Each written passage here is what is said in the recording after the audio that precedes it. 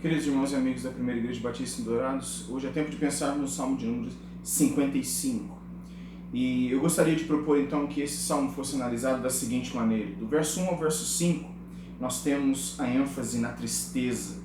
E o texto diz assim: Dá ouvidos, ó Deus, à minha oração, não te escondas da minha súplica, atende-me e responde-me. Sinto-me perplexo em minha queixa e ando perturbado por causa do clamor do inimigo e da opressão do ímpio, pois sobre mim lançam calamidade e furiosamente me hostilizam. O meu coração estremece no peito, terrores de morte caem sobre mim, temor e tremor me sobrevêm e o horror se apodera de mim.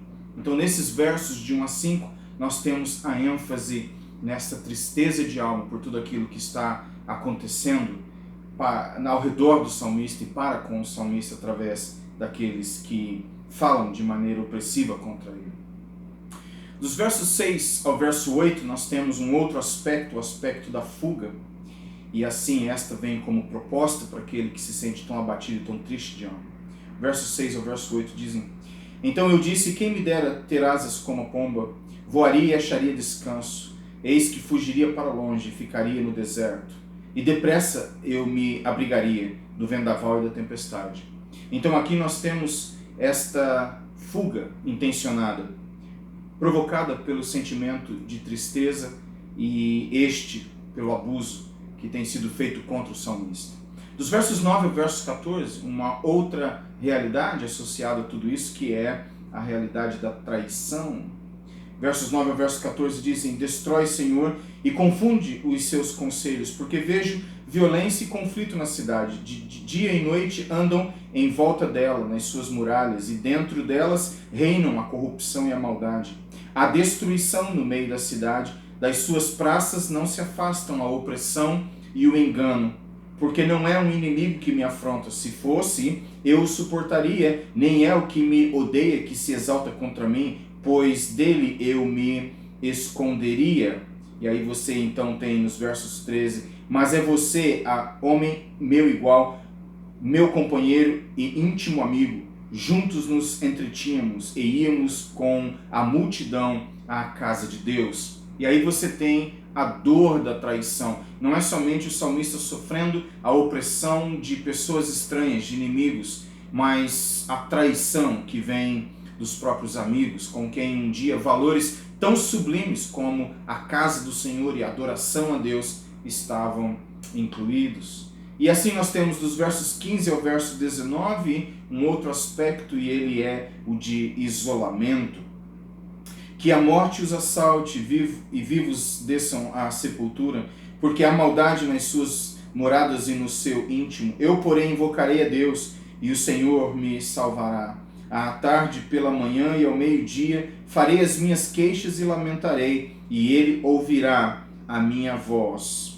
Em paz, ele livra a minha alma dos que me perseguem, pois são muitos contra mim. Deus ouvirá e lhes responderá, ele que preside desde a eternidade. Então aqui existe esse senso de isolamento que ao mesmo tempo é associado à convicção de que Deus fará intervenção e a justiça, mas aí existe então esse senso de isolamento. Depois que os inimigos se levantaram, os amigos se afastaram, o que acontece é esta sensação de isolamento.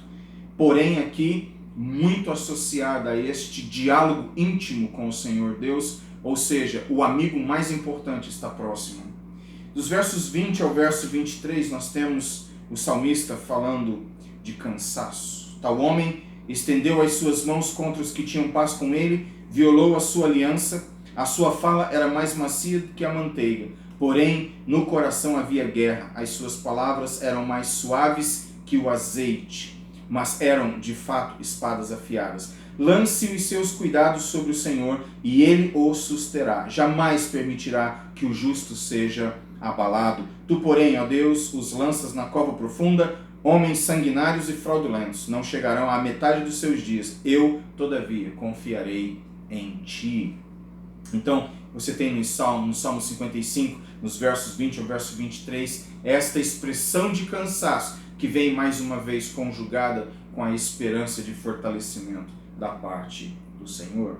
Quero chamar sua atenção para 3 versos em particular. O verso 6, então eu disse que quem me dera ter asas como pomba, voaria e acharia descanso. E uma alma entristecida, ela se coloca em processo de fuga. Nós tentamos fugir da realidade e isto é bastante natural para aqueles que estão sofrendo, mas não é necessariamente a melhor alternativa. O desejo é o de fuga, mas a realidade é que, pelo Espírito de Cristo, nós somos colocados numa posição de engajamento, muitas vezes sem saber como e até mesmo sem querer, mas o Espírito nos ajuda a chegar lá. O verso 8 diz: depressa eu me abrigaria do vendaval e da tempestade. A sensação que nós temos muitas vezes é que, se nos afastarmos desta multidão, deste burburinho, dessa poluição sonora e visual, nós de alguma forma encontraremos estabilidade, não serei mais tão vulnerável se estiver sozinho. O problema é que nós podemos nos encontrar no deserto da solidão, porém à mercê de nós mesmos. Nós precisamos do auxílio e da presença do Senhor Deus para nos ajudar, ainda que desejemos a fuga, ainda que desejemos o isolamento e o silêncio. Isso tudo parece muito bom. A fuga imediata, o distanciamento de tudo e de todos parecem boas alternativas, mas não necessariamente. No final das contas, eu ainda tenho que encarar a mim mesmo no espelho. E esse é um problema que diz respeito a uma realidade comum e inevitável. Mais cedo ou mais tarde eu terei que encarar as minhas próprias dificuldades, a despeito daquilo que outros fazem. E é por esta razão que eu preciso deste Deus, desse Salvador, desse amigo, desse guia que me encoraja ao longo do caminho, que me instrui, a fim de não ficar à mercê de outros, nem à mercê de mim mesmo, mas à mercê de sua graça e misericórdia. O verso 17 expressa uma contagem de tempo bem de acordo com a tradição judaica. À tarde, pela manhã e ao meio-dia farei minhas queixas e lamentarei, e ele ouvirá a minha voz. Esta é a maneira do judeu contar o dia. À tarde, fim do dia, 18 horas, quando o sol já está se pondo, o dia terminando, eu estarei começando um outro dia. Então, no início deste dia, na parte da tarde, eu estarei clamando ao Senhor. Aí ele fala então, pela manhã, que do ponto de vista judaico, ora, obviamente, se o dia começou às 18, pela manhã ele estará ao seu meio. Então, ao meio-dia, pela manhã e depois ao meio-dia, eu estarei clamando. Ou seja, ele está descrevendo este tempo de 24 horas durante o qual ele estará clamando por Deus e esperando em seu lamento a intervenção divina e o apoio do Senhor para todos os seus dramas. E assim, nós temos que o salmista fala de maneira honesta, como em muitos outros salmos, acerca dos seus pesares, das suas dores e das suas feridas. E assim nós temos então, como eu disse, agora eu quero estabelecer um contraponto. Eu disse que em relação às 5 partes, nós temos as palavras-chave, tristeza, relacionada aos versos 1 ao verso 5, a palavra fuga, verso 6 ao verso 8, a ideia de traição, de 9 a 14, a ideia de isolamento, de 15 a 19, a ideia de cansaço, de 20 a 23. E agora então eu proponho, para terminarmos de uma forma positiva, aquilo que o salmista então estabelece como resposta e solução para todos esses dilemas. Em primeiro lugar, e em contrapartida à tristeza, nós temos a comunhão no Senhor. Depois, a companhia no Senhor. O salmista fala desta comunhão com Ele. O salmista reclama daqueles que se levantam e o caluniam e contra ele difamam, e ao mesmo tempo ele fala desta comunhão com Deus. Ele está na companhia do Senhor. Ele fala sobre o conforto no Senhor, ao invés de ficar focado somente no elemento de traição. O salmista discorre sobre o conforto que ele tem no Senhor. Então, ao invés de ficar discorrendo sobre a tristeza, ele fala sobre a comunhão. Ao invés de ficar discorrendo somente sobre a fuga, ele fala sobre a companhia do Senhor. Ao invés de ficar falando somente sobre a traição, ele fala sobre o conforto que o Senhor traz, mesmo quando outros estão, ainda que intimamente, do ciclo mais íntimo de amigos, traindo o salmista. Ao invés de discorrer e de ficar focado no isolamento que isso tudo causa, o salmista fala sobre a convicção que ele tem no Senhor. E por fim, esse cansaço que abate a alma, ele é de uma forma ou outra neutralizado com a confiança no Senhor. Então aqui eu deixaria contigo 5 expressões e todas elas iniciadas com a letra C. Comunhão no Senhor, companhia no Senhor, conforto no Senhor, convicção no Senhor e confiança no Senhor.